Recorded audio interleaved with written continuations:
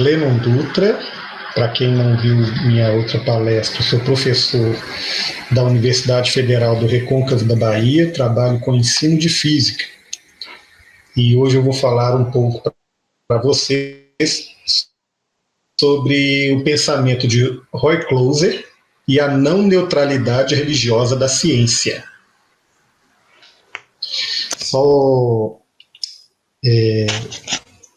Esse assunto não é exatamente uma especialidade minha, mas eu estudei um pouco sobre isso para o meu doutorado e, assim, hoje eu estou apenas dando uma introdução ao tema. Então, aconselho fortemente que leiam o trabalho do Closer. Daqui a pouco eu falo sobre ele. Na nossa última palestra, deixa eu ocupar aqui, na nossa última palestra a gente falou um pouco sobre uma tensão que existe entre ciência e crença religiosa. Não foi o assunto da palestra. O assunto da palestra foi a questão da construção do conhecimento científico. Eu até apresentei esse meme que compara a ideia popular sobre construção do conhecimento científico e a ideia popular de fé ou crença religiosa. Então, a ideia popular de crença religiosa é como uma ideia que contradiz as evidências e a gente vai aceitando indefinidamente. Existem vários memes, né, na internet, para todo lado, existem várias postagens, várias charges, fazendo uma crítica sobre o que seria um método científico e o que seria uma crença religiosa. E essas charges, normalmente, elas dão um tom depreciativo para a crença religiosa e apresentam a crença religiosa como algo que atrapalha o conhecimento científico.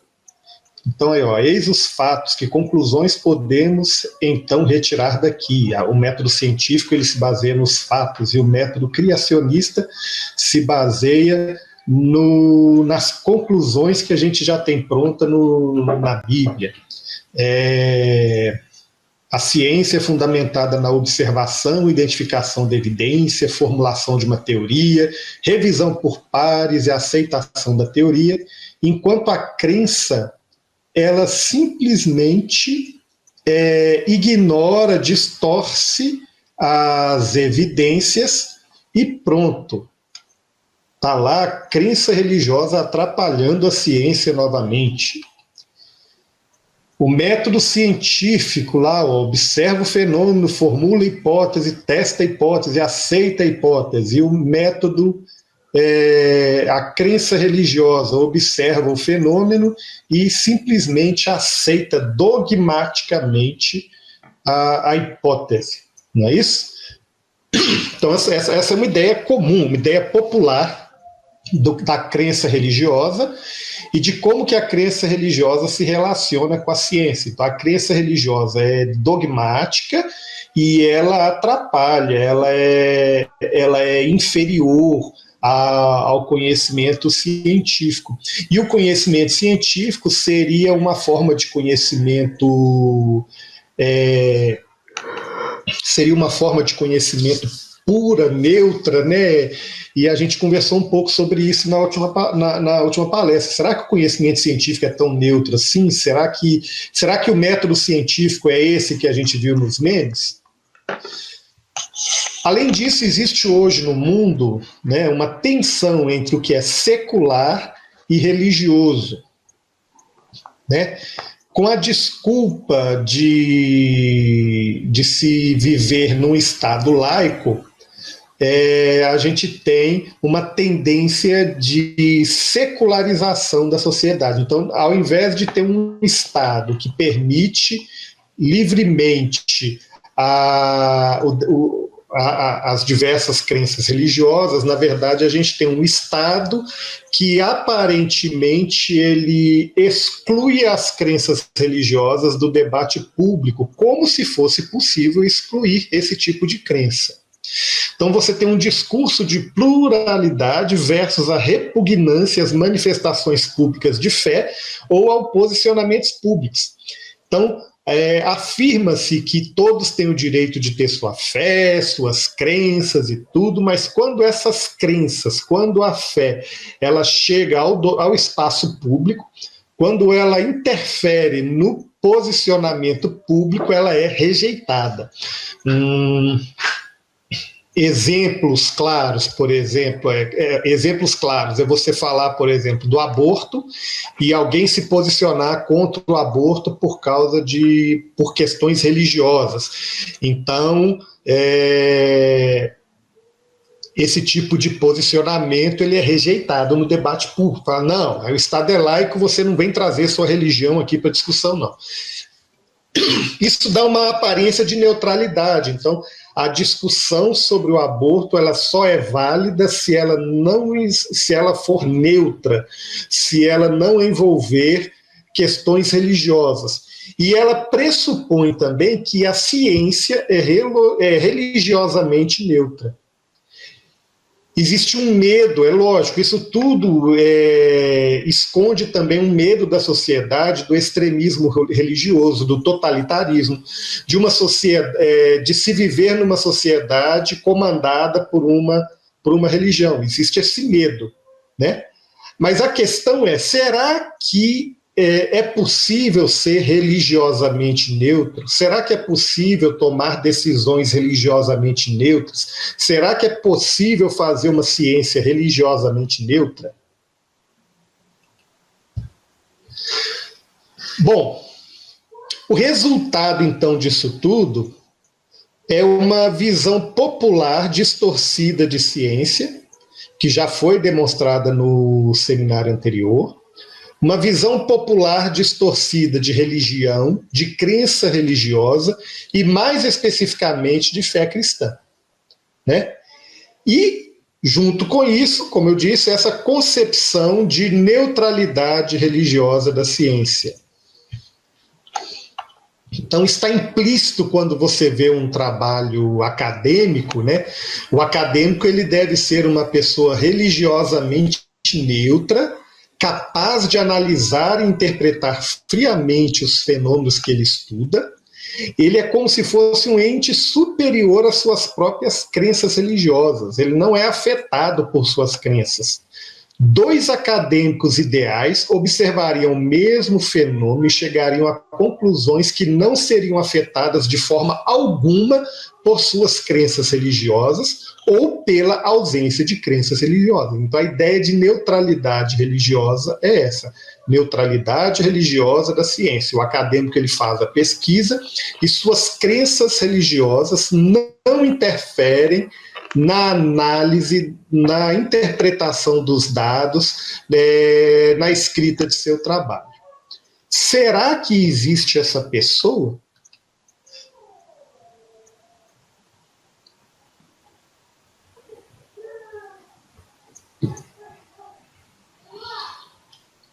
Bom, para respondermos essa pergunta, a gente tem que ter uma definição de crença religiosa que seja suficientemente abrangente. Por que a gente vai fazer uma definição de crença religiosa? A gente vai fazer uma definição de crença religiosa porque a gente considera mais simples do que fazer uma definição de religião. A religião ela pode incluir uma instituição, um grupo social. A crença ela é um pouco mais básica, né? O que é uma crença de natureza religiosa? A gente está usando para isso o trabalho do Roy Closer. Roy Closer é professor emérito do Colégio de New Jersey, atua como professor de filosofia, religião e lógica na faculdade desde 1968. Ele é filósofo residente do Christian Readers Institute em Spring Lake, Michigan. Ele nasceu em 1937 e está lá firme e forte.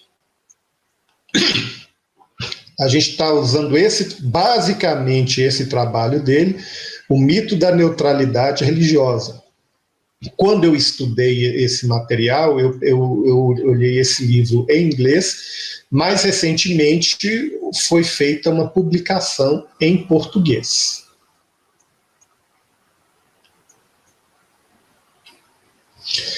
Quais as regras do Closer para definir crença religiosa? Então, primeira coisa, as regras são bem simples. Ele está definindo crença e não religião. E ele quer diferenciar crenças religiosas de crenças não religiosas. Nesse trabalho, ele não tenta provar a falsidade ou a veracidade dessas crenças. Ele não quer dizer se a crença é verdadeira ou falsa. Ele quer caracterizar a crença.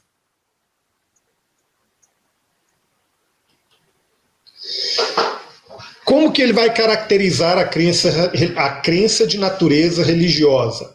Ele vai encontrar características comuns e, a partir delas, traçar uma definição abrangente. Então, ele quer encontrar características comuns em diferentes tipos de crenças religiosas e, a partir delas, traçar uma definição que seja suficiente para abranger diferentes tipos de crenças religiosas. Então, segundo as próprias palavras dele, todos nós temos literalmente milhares de crenças sobre milhares de coisas. Nesse momento, por exemplo, acredito ser o parente de sangue de certas pessoas. Acredito também que 1 mais 1 é igual a 2. Acredito que na próxima sexta-feira é dia de pagamento. Que havia umidade do gelo há aproximadamente 20 mil anos atrás, e que havia uma guerra civil na Inglaterra na década de 1640. Enquanto a maioria das pessoas provavelmente concorda que nenhuma dessas crenças é religiosa, os antigos pitagóricos considerariam 1 mais 1 igual a 2 como uma crença religiosa. Portanto, precisamos saber não só o que torna uma crença religiosa e outra não, mas como pode ser que a mesma crença possa ser religiosa para uma pessoa e não para outra. Então, esse parágrafo, a primeira vez que eu li, eu achei muito interessante, porque quando você vai lendo aí, ele apresenta determinados tipos de crenças, né? E a gente percebe que, a grosso modo, as crenças que são apresentadas nesse parágrafo, a gente não considera como religiosas. Mas os pitagóricos iriam considerar a ideia de 1 mais 1 igual a 2 como uma crença religiosa. Ou seja, qual que é a natureza dessa crença? O que torna isso uma crença religiosa? Existe alguma característica que ela é comum a todo tipo de crença? Tudo aquilo que a gente chama de crença religiosa vai ter uma característica comum? Então, essa é a tentativa dele. Então, ele vai partir de algumas concepções comuns sobre crenças religiosas e, a partir dessas concepções, ele vai tentar encontrar um ponto comum ou vai tentar encontrar falhas nessas concepções. Primeira ideia que vem à mente quando a gente fala de uma crença religiosa é que as crenças religiosas inspiram códigos de ética. Qual que é a ideia disso? É o pressuposto de que crenças religiosas fornecem ao homem uma ideia do que é certo ou errado, ao estabelecerem um conjunto de regras morais a serem seguidas pelos seus adeptos. Então, a crença religiosa é um tipo de crença que fornece uma régua moral para o homem. Será que isso é uma crença religiosa? Será que toda crença religiosa possui essas características?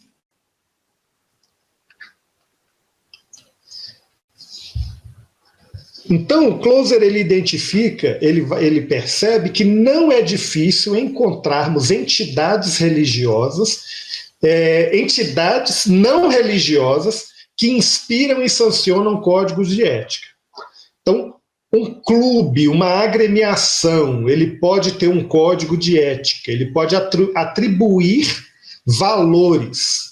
Então, a atribuição de valores morais, éticos, não é exclusivo das crenças religiosas.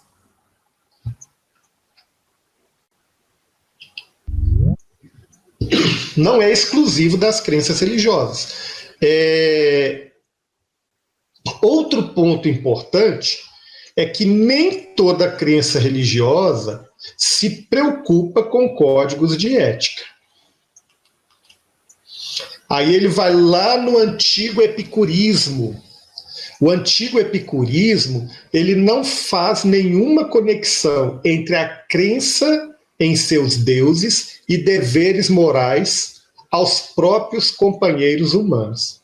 De acordo com os epicuristas, os deuses não tinham preocupação nenhuma com os assuntos humanos, de modo que pouco importava a eles a moral de uma pessoa.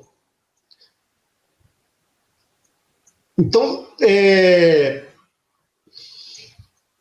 primeiro ponto que o Closer apresenta. Uma crença religiosa é um tipo de crença que pressupõe um código moral, um código de ética.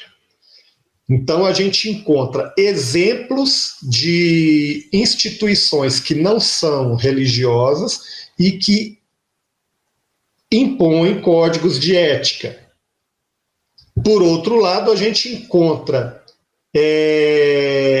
crenças que a gente reconhece como religiosas que não impõem códigos de ética. Outro exemplo de religião que não apresenta um código de ética, a tradição Shinto japonesa e algumas formas de religião romana antiga. Isso de acordo com o Closer. Bom, então a gente não conseguiu caracterizar a crença religiosa como aquele sistema que implanta, que impõe, que fornece uma régua moral. Então, seriam as crenças religiosas aquilo que inspira culto e adoração? Não é? Se é religião, é porque deve haver uma divindade ou algo sobrenatural a ser adorado, reverenciado ou idolatrado. Então, essa é a segunda possibilidade que o Closer apresenta. Mas aí tem um contraponto também. Algumas religiões não pressupõem adoração e nem relacionamento com divindade. Então, se você lê, por exemplo, os trabalhos de Aristóteles, Aristóteles supunha a existência de um Deus supremo que seria o princípio motor de todas as coisas. Mas esse Deus seria tão superior que não se relacionaria com os humanos, nem se preocuparia com os assuntos terrenos. Em física, né, quem estuda a física aristotélica, o Aristóteles ele supõe a existência de um mundo sublunar e um mundo supralunar. No mundo sublunar, a gente tem então a Terra, o planeta Terra, né, no centro do universo, composto por 4 elementos básicos: terra, água, ar e fogo, cada um ocupando seu lugar natural. E acima, da Lua para cima, a gente teria então as esferas dos astros. Essas esferas, elas são... O mundo sublunar é um mundo corruptível, é um mundo em que as coisas se transformam, se corrompem. O mundo supralunar é um mundo perfeito, em que tudo é eterno, tudo dura para sempre.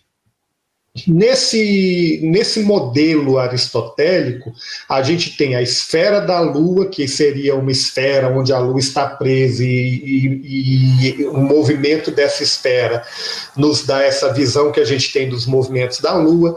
Você tem a esfera do Sol, a esfera dos planetas e, por último, a esfera das estrelas. Para Aristóteles, de onde vem o movimento? O movimento é fornecido à esfera das estrelas por meio desse princípio motor. Esse princípio motor é o Deus aristotélico, né? Mas ele é um Deus que ele fornece, ele dá um movimento, esse movimento das estrelas é transferido para as esferas inferiores até chegar à Terra, e todas as transformações, tudo o que acontece na Terra é resultado desse movimento dado pelo princípio motor. Mas esse princípio motor é um Deus que é indiferente a nós. Então, nós não precisamos prestar adoração a esse princípio motor. Então, é um exemplo claro de crença religiosa em que você não precisa prestar adoração nem prestar culto. Da mesma forma, os epicuristas, que a gente já citou, se os deuses criaram o mundo e não estão nem aí para o mundo, você não precisa prestar adoração a esses deuses. Os epicuristas pensavam isso. Existem também algumas formas atuais de budismo e hinduísmo em que não há nenhum tipo de culto. Então, primeiro ponto, crença religiosa, ela nos fornece um código de ética. A gente percebeu que isso não é uma característica exclusiva de crenças religiosas, e existem crenças religiosas que não têm códigos de ética. Crenças religiosas expressam algum tipo de adoração. A gente encontra, então, crenças religiosas em que não há adoração. Uma outra ideia sobre crença religiosa é a ideia de crença em um ser supremo, uma personalidade, um ser supremo, né? Nós que viemos de um contexto judaico-cristão, nós temos essa ideia muito comum entre nós. O problema é, será que isso é uma característica comum a toda crença religiosa? Né? A gente encontra pessoas que pensam que todas as religiões servem ao mesmo Deus. Você segue a sua religião, eu sigo a minha. No fim, está todo mundo seguindo o mesmo Deus. Todos os caminhos levam ao mesmo Deus. Você segue a sua religião e por aí vai. Bom, afirmações desse tipo incluem a ideia de que cada religião pressupõe uma divindade universal e um bem supremo. A questão é, será que toda crença religiosa faz isso? Então, Closer, ele reconhece algumas crenças que não possuem a ideia de um ser divino superior. Como exemplo, no hinduísmo, o divino, que é o Brahman, Atman, é um indefinido ser não ser. Ou seja, a ideia de divino no hinduísmo é um ser não ser. Ele não pode ser considerado um Deus no sentido normalmente dado no Ocidente de um Deus individual e pessoal. O budismo nega que a divindade seja um ser.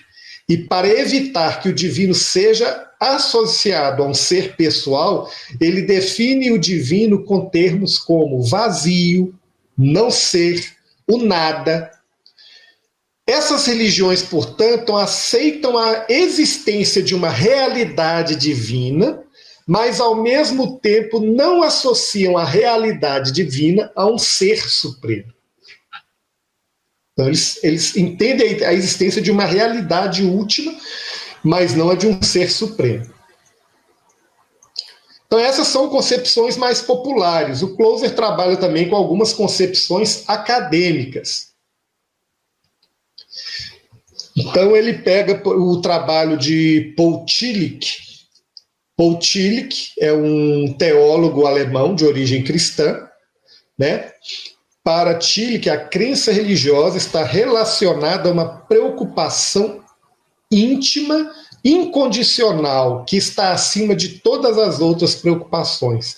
Ele chama isso de preocupação última.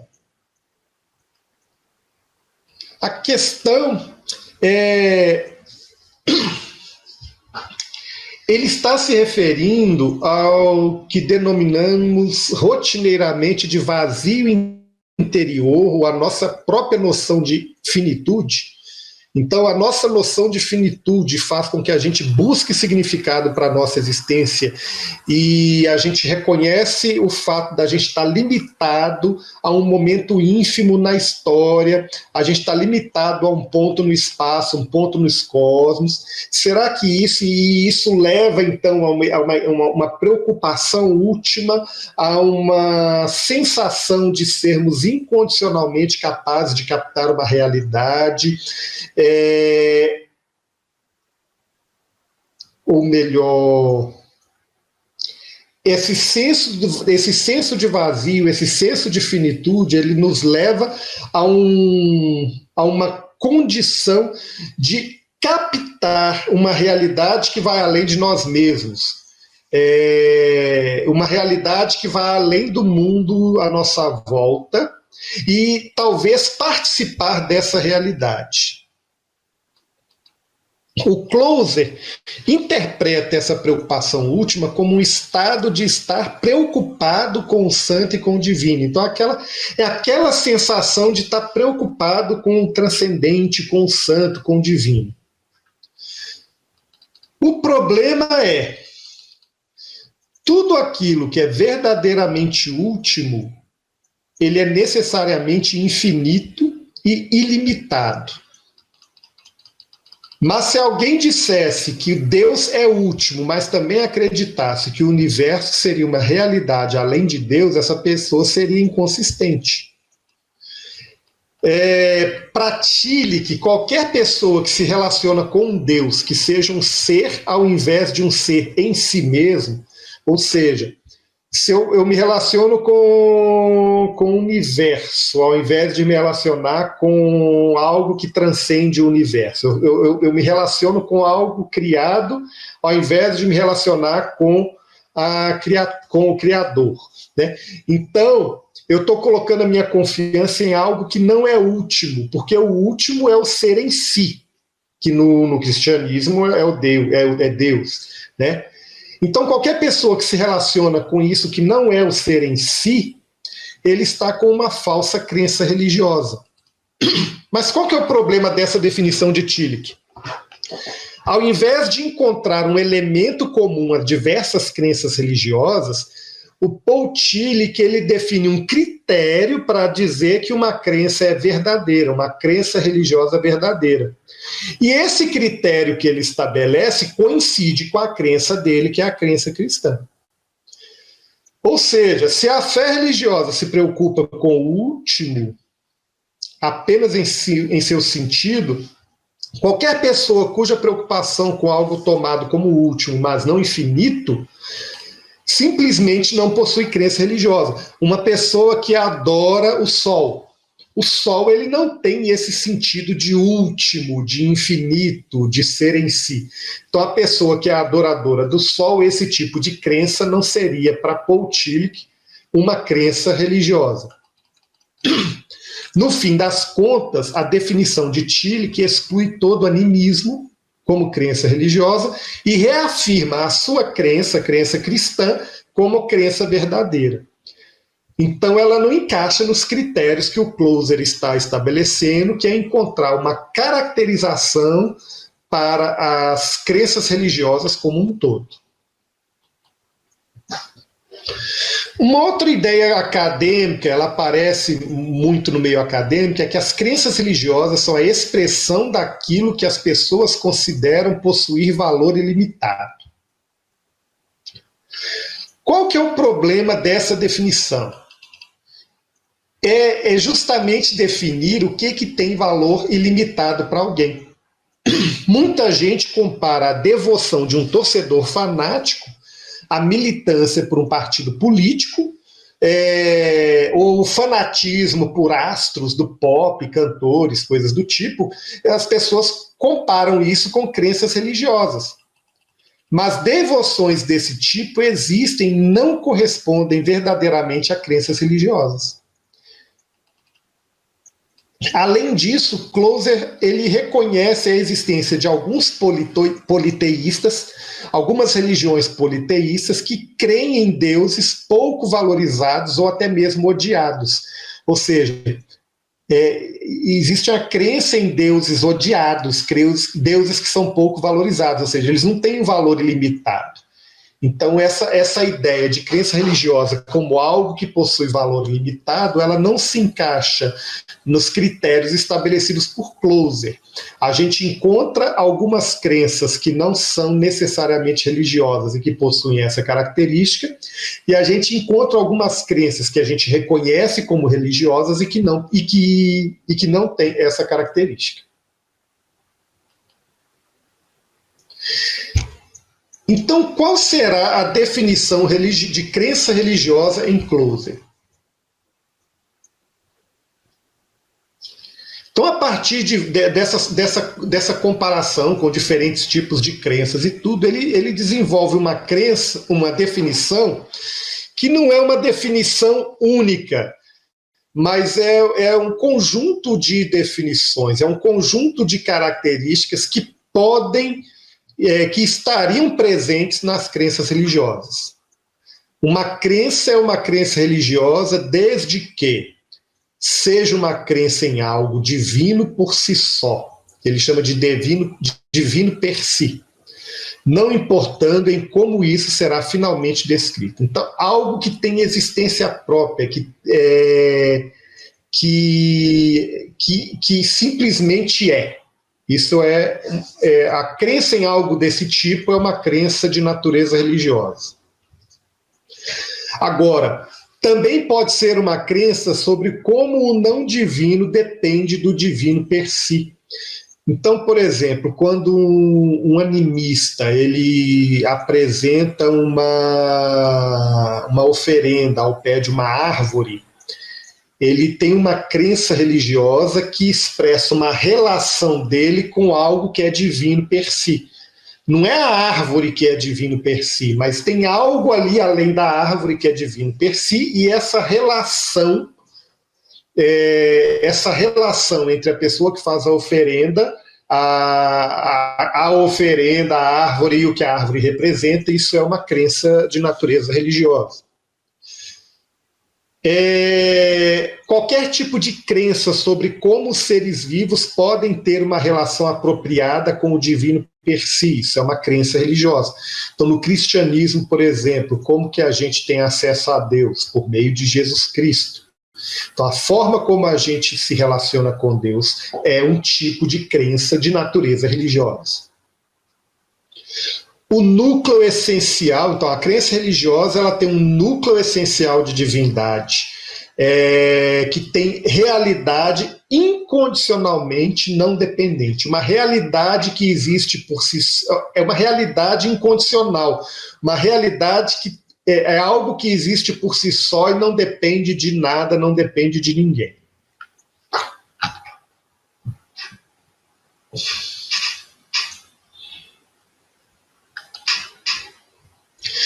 Então, voltando às religiões, os epicuristas acreditam na divindade como possuidora de um estado de realidade incondicionalmente não dependente, a ponto de não se interessar por nós.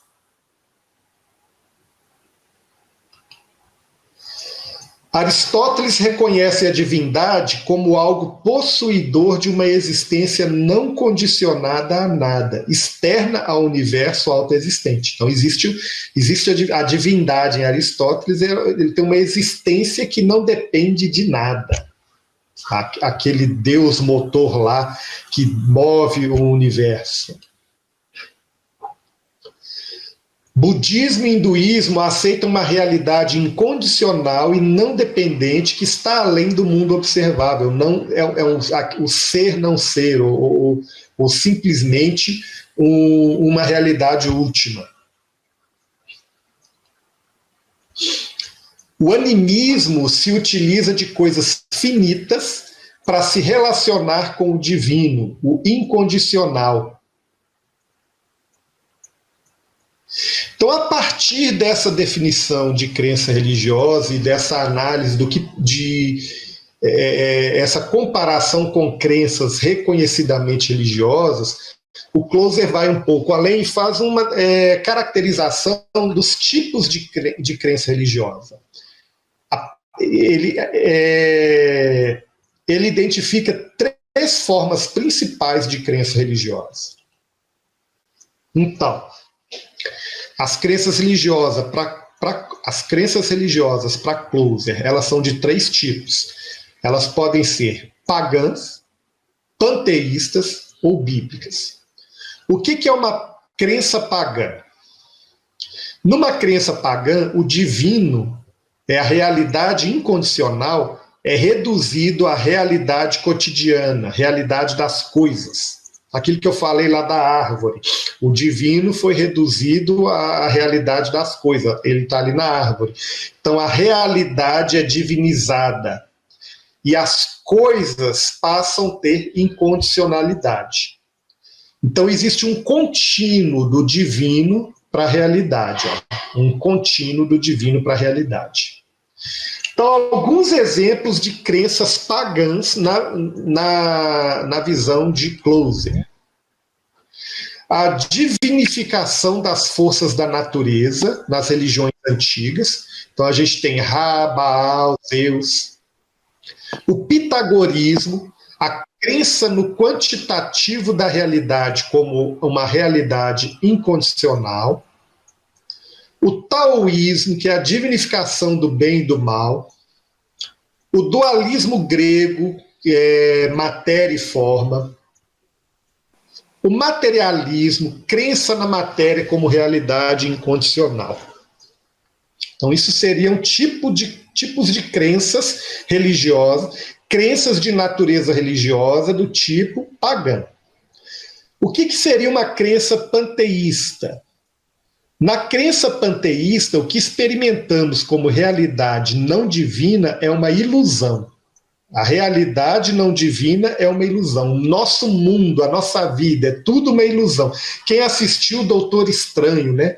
Eles estão lá vivendo e existe uma realidade por trás. Quando o Doutor Estranho encontra lá com a esqueci o nome dela, com a monja lá, ele mostra as mãos dele tremendo e ela mostra para ele uma realidade que está por trás daquilo.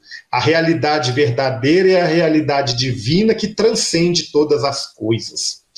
Só o divino é verdadeiramente real. O mundo é uma ilusão. E a gente tem um contínuo do mundo para o divino. O contínuo é do mundo para o divino. Enquanto na pagã o contínuo é do divino para o mundo, a realidade se torna divina. No panteísmo, o contínuo é do mundo para o divino. O mundo, a realidade é a ilusão, o divino é que é a realidade. Né? O divino é que é real. Ficou estranha a minha fala, né? Então, exemplos de crenças panteístas, crenças religiosas de natureza panteísta, o hinduísmo e o budismo. E, finalmente, o tipo de crença que o Closer chama de crença bíblica. Né? Na crença bíblica, o divino e o mundo criado diferem entre si. O divino se revela ao mundo criado, está presente no mundo criado, mas o mundo criado não é divino. E nem o divino é o mundo criado. Não há um contínuo entre o divino e o mundo. Então, o divino é transcendente, né? Ele está fora. É até complicado falar, não é que ele esteja fora, mas ele está presente, mas ele não é o mundo criado. Então, as três grandes religiões monoteístas são exemplos de religiões que o Closer expressam crenças religiosas que o Closer chama de crenças bíblicas. E é interessante o seguinte, não sei se eu falei aqui,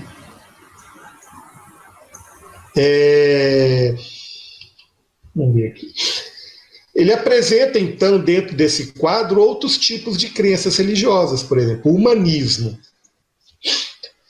O humanismo ele tem uma crença no potencial humano como realidade última. Né? A crença na capacidade humana de resolver todos os problemas, de ser completamente autônomo, a autonomia da razão. Então, isso é uma realidade última, é absoluto. Esse potencial humano ele existe por si só. O pitagorismo, o número como realidade imutável, o positivismo lógico, o empirismo lógico, o mundo sensível como realidade última, ou então as percepções do sentido como realidade última. Ele cita o Ernest Mach, que fala que a realidade é aquilo que é captado pelos sentidos.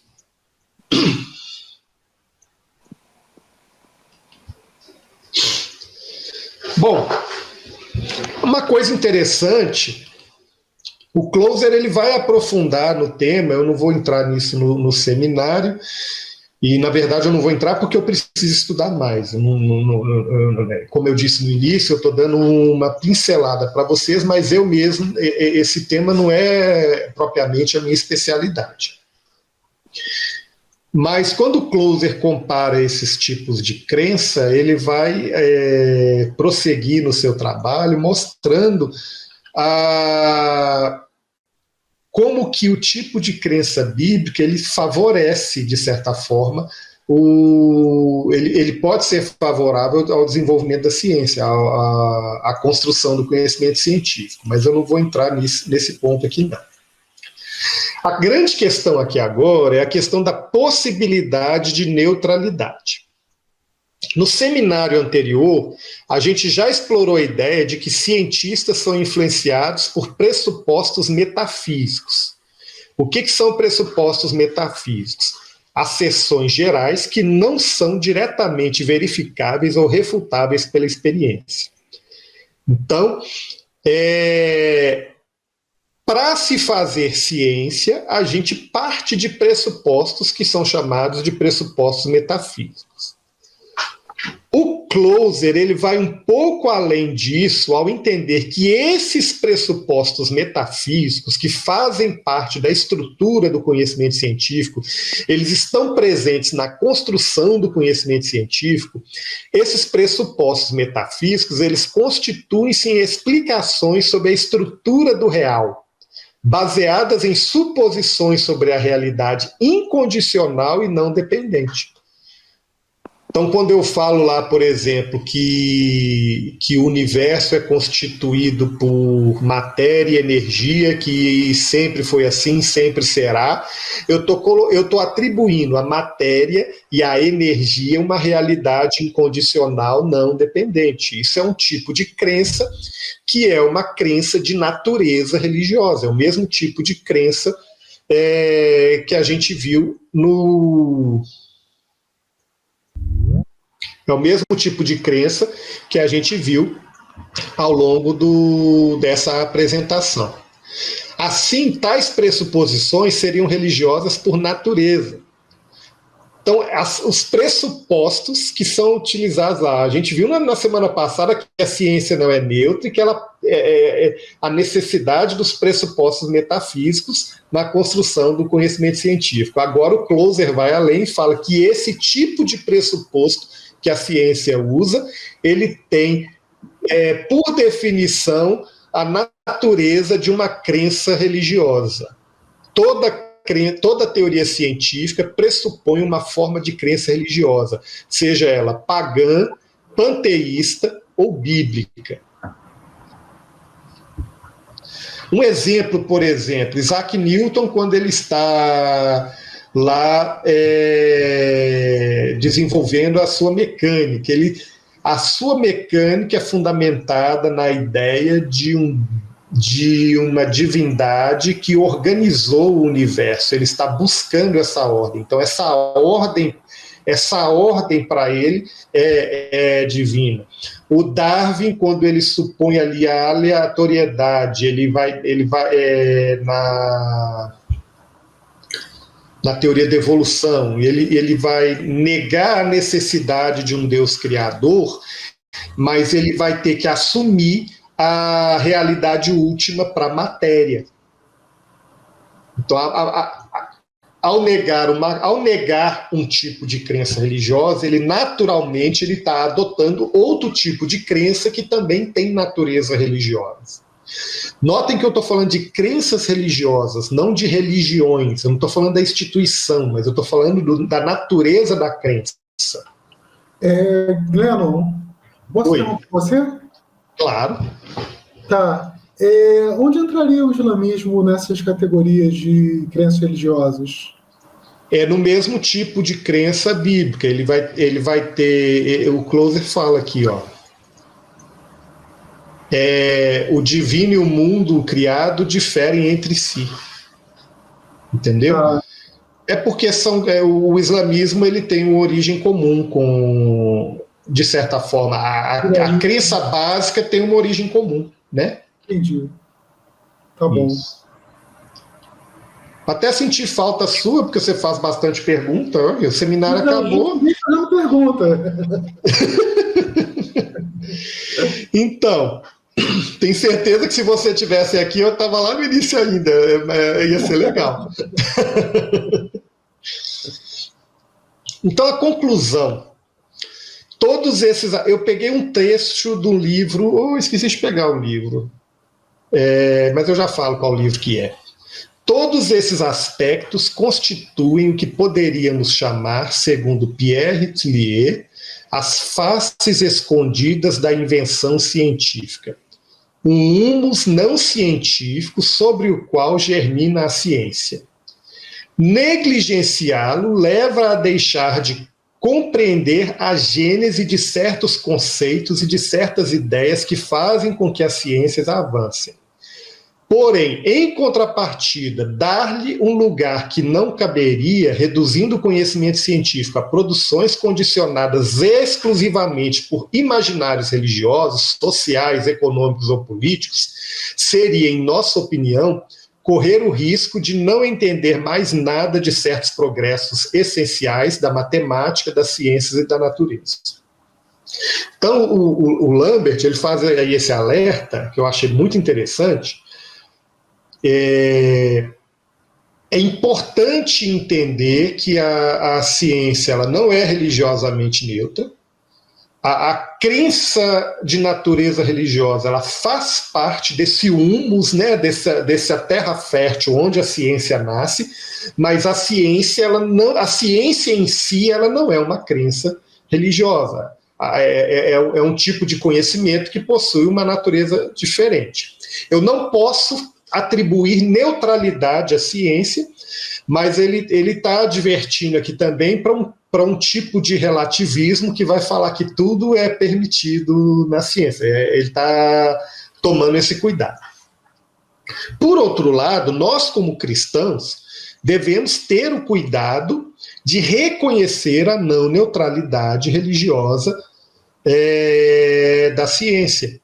Então, eu não tenho que aceitar acriticamente todo o pressuposto que é enfiado para mim goela abaixo. Por exemplo, quando eu sou cristão, eu aceito a ideia de evolução das espécies, né? Eu sou criacionista e evolucionário, né? Mas eu reconheço que existem certos pontos na teoria de Darwin que são incompatíveis com a fé cristã. Quando ele E quais pontos que são incompatíveis? Justamente os pressupostos que ele utiliza que requerem a ideia de matéria, e atualmente, quando você trabalha hoje com evolucionismo, com neoevolucionismo, né, a ideia de matéria e energia como autoexistentes, como autossuficientes para tudo. Essa ideia de matéria e energia como autossuficientes, ela não é necessariamente uma ideia científica. Ela é um tipo de humus aonde a teoria da evolução se desenvolveu. Mas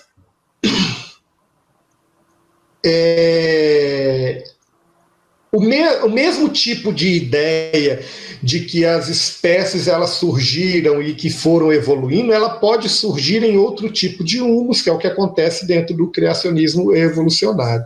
Não sei se foi clara a minha fala. Reconhecer esses pressupostos e reconhecer essa não neutralidade, ela me ajuda a me posicionar, por exemplo, diante de certas questões que são públicas. Aí eu estava lá e caiu. Eu estou ouvindo.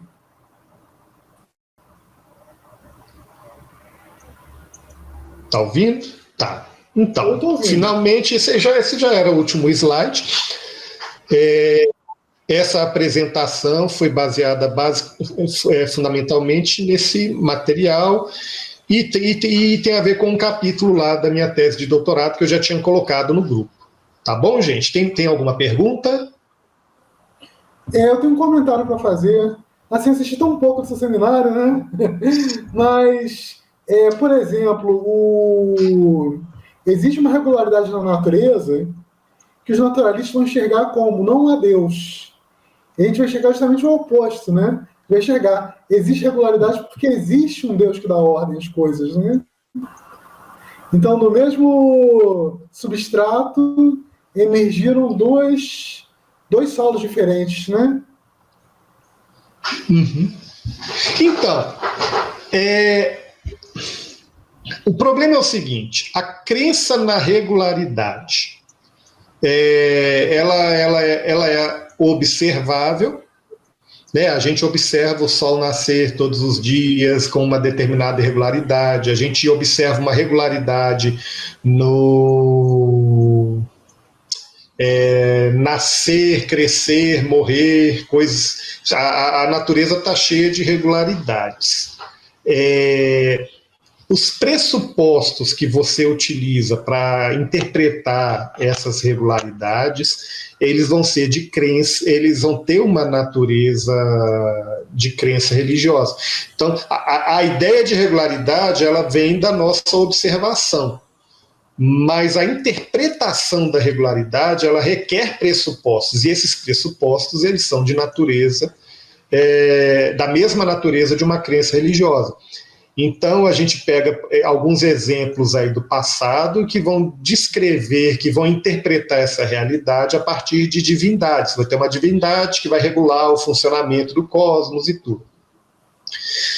E você vai ter também um pressuposto que exclui qualquer divindade, mas ao excluir qualquer divindade, ele vai ter que atribuir à própria natureza uma autoexistência, um autofuncionamento. Isso é uma crença de natureza religiosa. E o engraçado, isso é uma crença do mesmo tipo de uma crença animista, porque está atribuindo divindade às coisas. Está entendendo? Está atribuindo uma característica de divindade às coisas.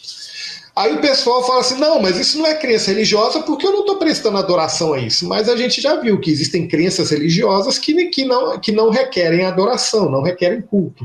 Não é essa a característica de uma crença de natureza religiosa. A principal característica é essa ideia de algo que existe por si só e da relação com esse algo que existe por si só. Essa é a natureza da crença religiosa. E da onde parte tudo, né? Exato. O Carl Sagan, né, quem assistiu Cosmos, ele inicia Cosmos falando assim: o cosmos é tudo aquilo que era e sempre existiu. Né? Existe. Gente, essa afirmação de Carl Sagan, ela é uma afirmação profundamente religiosa, é uma crença de natureza religiosa. Qual evidência empírica que ele tem de que o cosmos é tudo, ou ele sempre foi, ou ele sempre será? Qual a evidência empírica que ele tem disso? Ausência. Entendeu? Ele não tem. Tem até aquela frase que Pode ele falar. fala, é ausência da evidência, não é evidência da ausência. O cara solta uma afirmação religiosa, embasando toda a sua fé, e fala, não é assim, cara.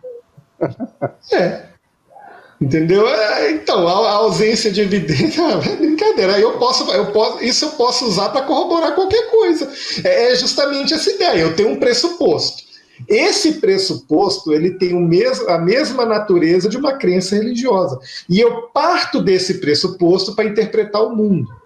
Então, essa interpretação do mundo que a ciência faz, ela parte, de certa forma, de uma análise daquilo que os nossos órgãos dos sentidos captam e o uso da razão, encadeamento lógico, o raciocínio, por aí vai, para a gente fazer uma descrição disso que a gente chama de realidade. O problema é que a gente sempre parte, a gente viu no seminário passado que a gente nunca é neutro e que a gente sempre parte de um pressuposto. O Closer só vai um pouco mais longe, ele fala que esses pressupostos são da mesma natureza de qualquer crença religiosa. Então, dessa forma, a ciência não é religiosamente neutra. Quando Richard Dawkins vai lá e defende a teoria da evolução para provar que Deus não existe, na verdade, ele está partindo de um pressuposto materialista. Desse pressuposto materialista, ele chega ele constrói todo um edifício teórico e ele usa o edifício teórico para provar que o materialismo dele é verdade. Mas não é, o materialismo dele é a base onde ele construiu o edifício teórico dele. Eu posso construir um edifício bem semelhante ao dele em outra base epistemológica. Entendeu? E é muito interessante como isso acontece ao longo da história da ciência. Oi. Eu não sei se está me escutando bem. Eu fiquei com uma... Primeiro, parabenizar aí pelo seminário, gostei demais, tá? Você abordou os 2 primeiros capítulos do livro, correto? O mito da neutralidade religiosa. Foram os 2 primeiros capítulos, correto? Exato. Eu tinha lido o primeiro capítulo, o segundo, confesso que não li, né? E aí você me deu um panorama já no que tem no 2. Tá? Eu sou teólogo. Tá? E você citou Paul Tillich, né? E também você fez uma abordagem sobre os tipos de crenças religiosas. Eu senti falta, tá? Não é que esteja errado, não.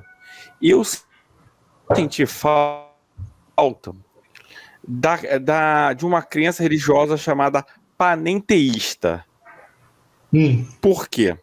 A teologia contemporânea depende muito dessa Weltanschauung, essa cosmovisão, para sustentar todo tipo de diálogo que se queira fazer entre ciência e religião. Eu senti falta, eu não sei se eu senti falta. No livro, realmente, eu dei uma pincelada aqui rapidamente, tá? Você seguiu ipsis literis do livro aí. Bíblica, panteísta, tá? E aqui não é uma coisa se ele alguma hora ele fala desse tipo de visão ou incorporada dentro desses 3 tipos, essa visão panenteísta. Ele fala alguma coisa, Gleno? Eu não lembro dele falando, entendeu? Eu realmente não lembro, mas como eu disse, quando eu peguei o livro para ler, eu peguei em inglês. Então pode ter também um problema aí na leitura em outra língua, né? Que não tem tanta habilidade assim para ler em outra língua. Uma coisa que eu fiz no meu trabalho, que aí dialogou bem com o Closer, e é uma coisa que, assim, eu não ouvi falar do panenteísmo. Eu peguei diversos trabalhos, diversos artigos, teses de doutorado, dissertações de mestrado, de pesquisadores trabalhando a questão da crença religiosa e o ensino de ciências. Então, como que os alunos lidam com os temas que envolvem teoria da evolução e suas crenças religiosas, como que os alunos eles lidam com as suas crenças e as ideias de origem do universo e por aí vai. Eu vi, foram muitos trabalhos lidos. Lá na tese tem um número, eu não sei aqui de cor. E uma coisa que eu reparei é o seguinte: a grande maioria dos pesquisadores, eles não fazem uma pesquisa acadêmica sobre o que é uma crença religiosa, sobre o que é uma religião. Entendeu? Então, eu pensei que eu ia encontrar no trabalho outras visões, outros exemplos, e na verdade, eu não encontrei muita coisa. Teve um trabalho de 2013, de um autor chamado Mota, que tenta fazer uma descrição, um trabalho, um capítulo lá que ele tenta trabalhar a ideia de crença religiosa do ponto de vista acadêmico, não de crença, mas de religião do ponto de vista acadêmico, mas também não escapou muito dessas categorias que o Closer colocou. Então, todos esses trabalhos que eu vi, o Closer trabalham basicamente com... Aliás, a maioria dos trabalhos não trabalha apenas com as visões populares de crença religiosa, e eles já partem do pressuposto que religião é isso, e eles não tentam pesquisar o que é religião, e quem tenta não fugiu muito do que o Closer fez. Entendeu? Então eu não conheço, eu realmente não conheço. Esse campo, para mim, é um campo novo. Eu tive muita dificuldade de encontrar material para falar o que é uma crença religiosa, o que é uma religião. Parece que as pessoas, quando vão falar sobre isso, elas já pressupõem que elas sabem o que é. E aí elas partem de uma coisa que é meio senso comum. O Closer, ele já vai... essa comparação que o Closer faz, ele vai quebrando um pouco do senso comum, mas ele não fala do panenteísmo. Eu já tinha ouvido falar do panenteísmo. Eu não lembro de cabeça o que é, mas eu sei que é importante. De fato, faz falta uma pesquisa mais abrangente, né? Tá aí uma chance para você pesquisar aí, né? Eu fiquei curioso agora. Esse assunto me interessa, né? Por exemplo, um divulgador, né, um falecido divulgador da ciência, que fez alguns bons insights desde a década de 60, que foi Ian Barbour. O Ian Barbour é adepto da teologia do processo. Então, todo o arcabouço do Ian Barbour, como um cristão, não é teísta, e se panenteísta. Panneberg, mesma coisa. Tillich não. O Tillich tem uma base mais simbólica, né? Então você começa a perceber que houve uma virada muito importante no Concílio Vaticano II, quando eles colocam que os seres humanos são a semente do verbo. Essa é a expressão, a semente do verbo. Instala-se ali uma amplificação daquilo que vai ser chamado de panenteísmo para todas as áreas de pesquisas. Então, se você lê a Lumen Gentium, ou a Gaudium et Spes, ou a própria Dei Verbo, que são Constituição Apostólica do Vaticano II, você vê essa propensão, tá? Então, para nós da teologia, sim, é hiper importante esse estudo, correlacionado, sim, com as crenças religiosas e todo tipo de debate entre ciência e religião. Não tratar desse tipo, por exemplo, você falou muito bem aí, pincelou sobre a questão do positivismo lógico, né? Que ele vai colocar como uma crença. Bertrand Russell e seu parceiro lá, o Alfred Whitehead, quando eles lançam o Principia, era justamente as bases que mais tarde vai ser da filosofia do processo. Ali está o arcabouço, sabe? E está borbulhando, até que vai surgir várias matemáticas não clássicas e lógicas não clássicas. Lógica fuzzy, lógica paraconsistente, lógicas não dialéticas, né? E matemáticas também não euclidianas, né? Desde do espaço lá do Lobachevsky e a partir dos trabalhos de Poincaré, enfim, né? Isso vocês já sabem já. Então é interessante ver que esse tipo de coisa, eles vão muito vociferar na década de 30, muito mesmo, e vai achar o solo. Tá?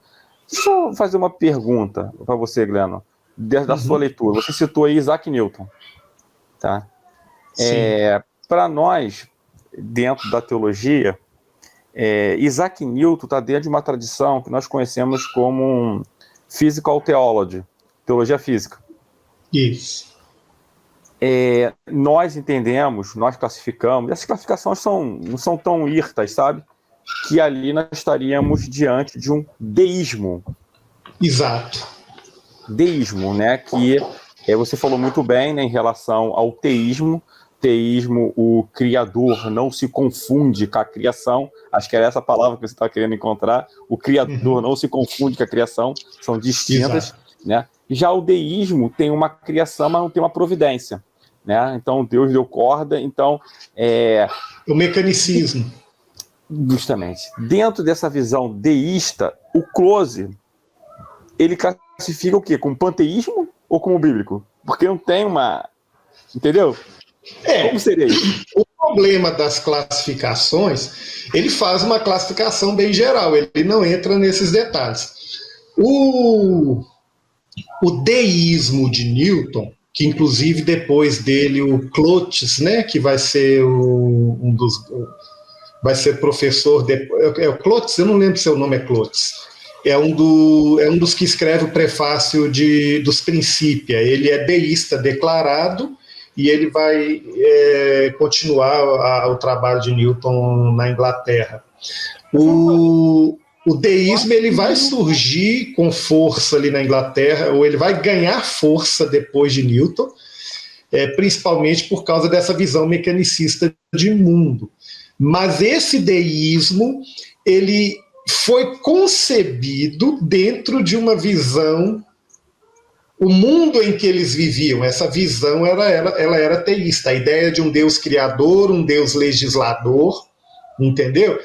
Então eu acho que nesse sentido, o Newton ainda ele é influenciado por uma visão de mundo teísta, mas essa visão teísta ela já vai caminhar depois para um deísmo por causa da visão. É um encaminhamento mesmo da ideia de mecanismo do mundo. Na verdade, o que eu sei é que Newton ele não era deísta, mas o trabalho dele levou no iluminismo, né, ao deísmo ser a religião dos iluministas, né? A religião dos iluministas. Mas é muito complicado você falar que Newton não é deísta. Olha, falar o que Newton é muito complicado.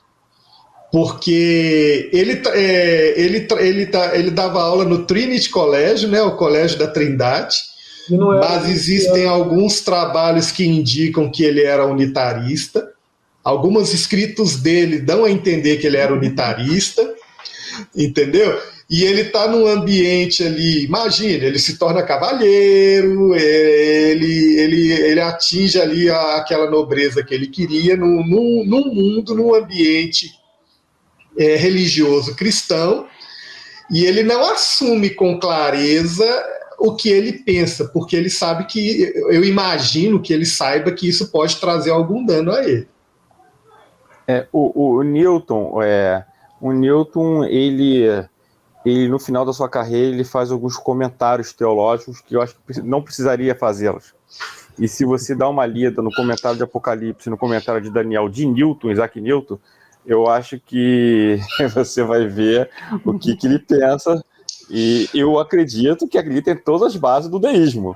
Mas, assim, é uma opinião minha, né? Assim, só dar uma lida no comentário de Apocalipse de Newton e comentário de Daniel. Existe uma tese doutoral aqui no Brasil, publicada, se não me lembro, na Unicamp, que faz essa comparação entre o Apocalipse e o livro de Daniel, do livro de Newton. Vendo? Entendi. Então, vou procurar. Mas realmente... eu já tentei comprar esses comentários de Newton, não consegui.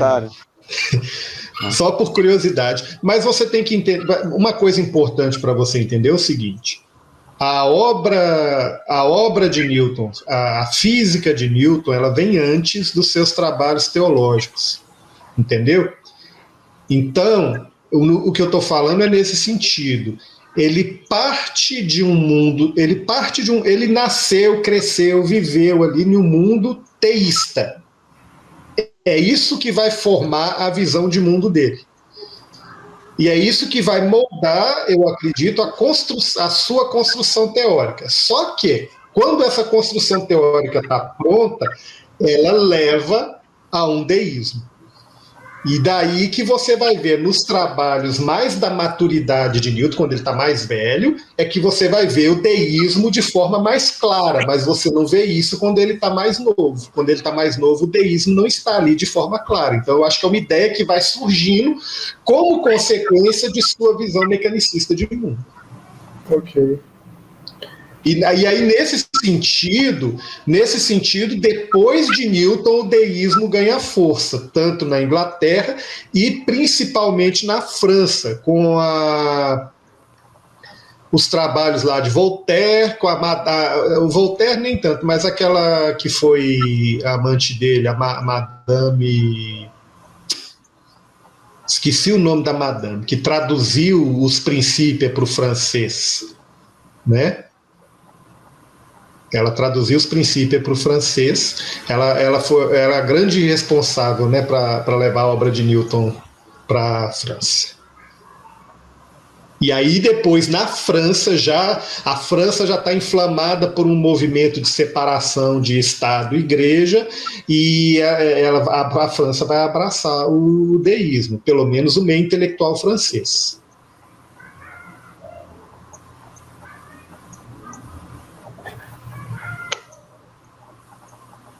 Mas eu fiquei interessado nos autores que você citou, se você puder colocar lá no grupo depois.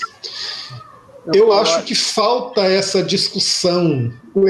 Olha que interessante. Ô, Gleno, acho que o Alexandre, o próximo palestrante sou eu? Não sei. Eu acho me que perdi sim. aí. Deixa eu conferir aqui. Então, aí eu falo. Ah, legal.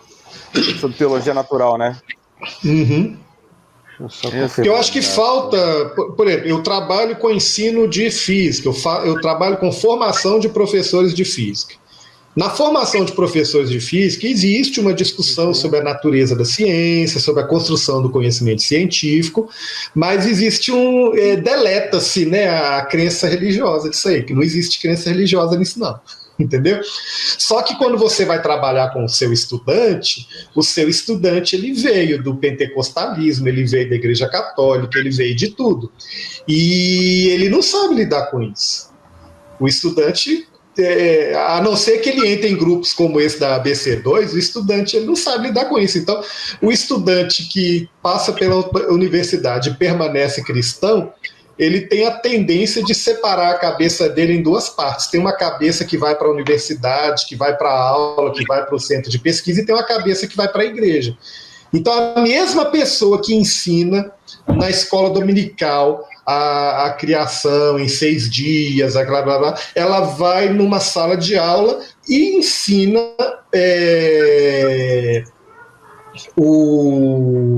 a teoria de Darwin naturalmente. Ele não dialoga com isso. Né? Eu não estou falando que a pessoa não tem que ensinar ciência, mas eu acho que se você está ensinando aquilo, você tem que entender em quais pressupostos aquilo se baseia, qual a validade desses pressupostos, como isso dialoga com minha fé. Então, isso não existe para muitos estudantes.